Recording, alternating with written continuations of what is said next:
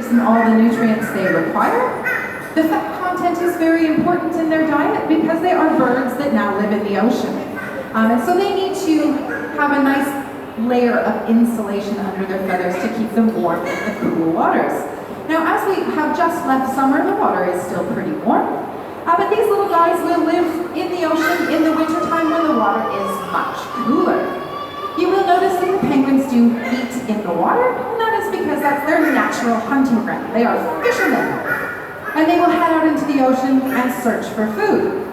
We have a few little shy penguins left on the sand, not wanting to get their toes wet this morning. But you will notice a big difference between the two on land and the remaining ones in the water, and that the guys that are in the water are much more at home in there. They move very, very quickly, they're very agile, and our little penguins that are being a bit shy on land there, not so efficient at moving, so their bodies well adapted to life in the ocean. You will notice that penguins no longer have the ability to fly, or at least in the air. But those of you close to the glass there, even if you want to stand up and take a look, will see that little penguins actually fly under the water. The way that they swim is using their wings.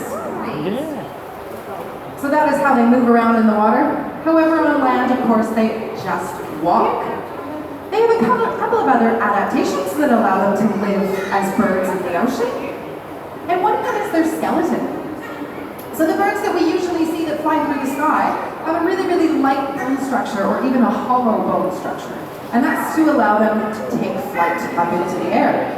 Now, if these guys still had that light bone structure, it would be like wearing a life jacket in the water all the time. They would be excellent floaters, but very poor divers.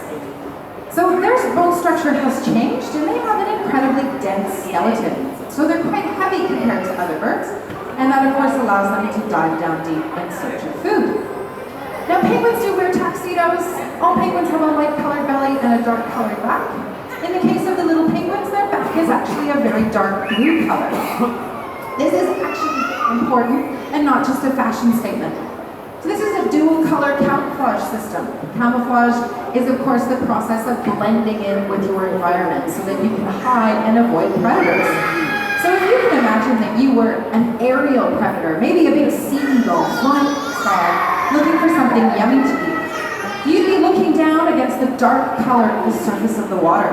And you'd probably have a hard time seeing a little penguin with its dark colored back.